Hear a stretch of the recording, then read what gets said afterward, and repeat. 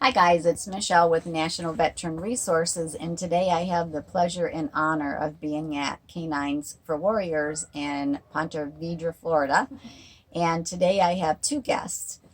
So I have Sadie here, and Sadie is the education associate. Sorry. And we have Greg here, an amazing veteran. And Greg is actually a graduate of the program. So we get to interview both of them today, which is pretty awesome. So, Sadie, would you please tell me how you got here and what your position is here? Yeah, absolutely. So at the University of North Florida, I was required to have an internship somewhere of my choosing. I decided to apply at K9s for Warriors and in the Public Relations Department. And I put in my application. I got the interview. Brianna told me, my manager, she told me it was going to be probably a couple weeks. She called me that same day and told me that I got the job. So she saw my passion for veterans and dogs and everything that K9s is for. So I was an internship. I helped the public relations department, and then I finished my undergraduate degree. And Brianna wanted to offer me a job, so she fought hard for me, and I was able to get a position in January. So January 6th. So I'm really excited to be here permanently. Um, and then what I do pretty much is that I help all of the communication managers in various departments. So the public relation manager specifically, I work under.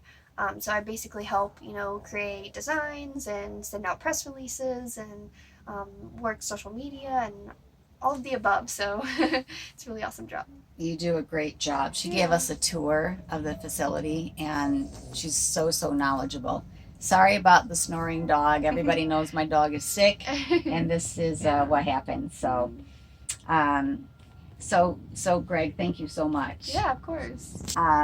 You served in what branch? Army. And how many years? 8 years. Thank you so much for your services. Yeah, thank you. We appreciate you. So, how did you find out about K9s for Warriors? I mean, long story short, my wife found K9s for Warriors on a Facebook post, and a friend of mine had liked something that they posted years ago, and she was on Facebook one day scrolling around, and it showed, so and so liked this post by K9s for Warriors, and she looked at the website and the Facebook page, and then she told me, you might want to consider looking at this as an option, right? And I literally almost immediately said, no, I'm good. Yeah. 3 days later, I applied and was accepted into the program. My gut reaction was almost always, no, I don't want to do that. Right. And, once you start looking at social media, and you start looking at YouTube and the website and gleaning a little bit of information, it was kind of a no-brainer to go ahead and apply, because at the time I was so tired of taking medication for PTSD that I didn't know what else to do, because nothing seemed to be working. It was I'd been on 14 different meds at that point, and I was taking them all day, and they turned me into a zombie. And I read all the success stories and thought, I got nothing to lose. Might as well try for it and see how it goes. So I sent in the application, and I think the next day I got an acceptance email, and then I got a letter and all that stuff. Great. So, and then after that, I had to wait to come down to my class. How long did you wait? My wait was like 14 months. I want to say it was 14 months. And then we weren't at this facility. K9s was at basically a 4-bedroom house just across the intercoastal waterway here. And that's where I went through class. It was a much smaller class then, because it was a much smaller organization. I want to say that there was like 10 employees or something. And then there's 4 of us that came in for class, and we were here for 3 weeks. So. And you were a success story. Yeah, I mean, I graduated, and I had no idea what I was doing. Brett's one of the guys that founded it. Brett and his mom founded K9s for Warriors, and he's the president. And he always tells people that I was very stoic. It's because I had no idea what I was doing, and I didn't know if I was doing the right thing, the wrong thing, something that was indifferent. I was just trying to make my life better and my family's life better. And I had no idea how to handle a dog. I'd always had dogs as pets, right? Never as a service animal. and I had no idea what I was doing. I wasn't a military working dog handler. I wasn't a police dog handler. So I was just trying to not screw up too bad, and get bit or have the dog bite somebody else. Turns out with this guy, there's none of that drama. So I was just very skeptical and kind of stoic and not sure. So I went home and just lived my life. I would go out and train with him 2-3 times a week for 15 minutes, like they suggested, and that was fine. That forced me to get out of the house. And then I would go, and instead of my wife saying, "Hey, I need to go to Walmart. Do you need anything?" It was, "Let's all go." And then we would go to dinner, and stuff like that. It was just pushing myself one little bit every day to do something that kind of got me out of my comfort zone, to the point where, if I wanted to go to a movie and I just couldn't make it inside, at least looking at that as a win, that I made it to the parking lot and I had my dog with me. He didn't care that I didn't go in.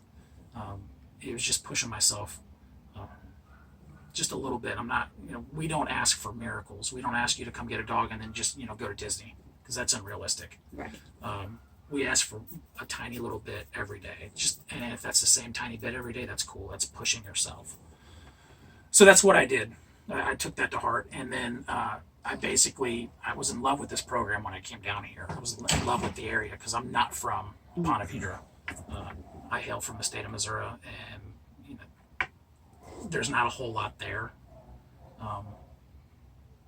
There's good things and there's bad things anywhere you are, but for me, opportunities weren't forthcoming. After a career in law enforcement and the military and PTSD and TBI, nobody's hiring guys that are basically, public servants that have those problems. So what are you going to do? I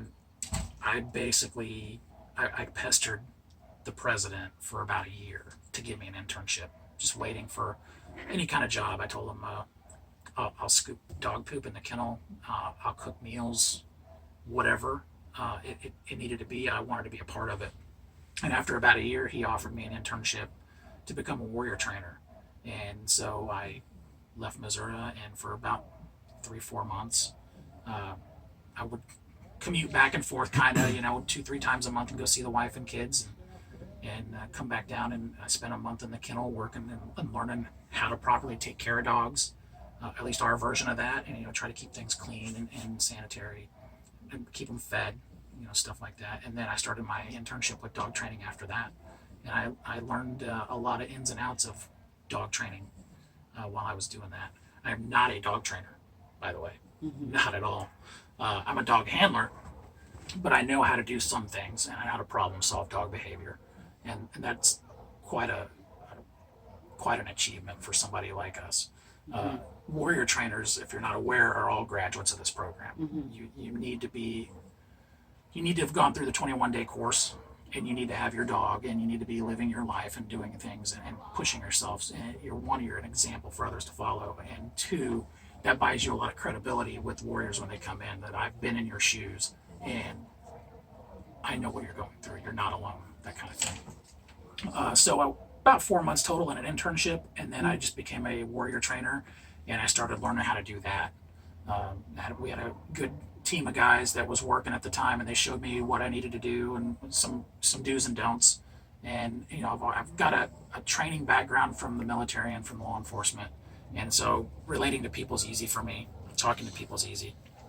It's just how to give all this knowledge that I have built up and try to pass it on to you, and showing me kind of like the finer points on how to do that with people that have disabilities was very challenging, and then something that you kind of get really passionate about. And helping people when they have problems, that's very rewarding. And if you have a solution to that problem, that's even better. So I've been here ever since. In that time, I was promoted to lead warrior trainer. So then I was running a team of 4 guys doing 4 different classes of warriors. And then it's been 4 months ago, I was promoted to program manager.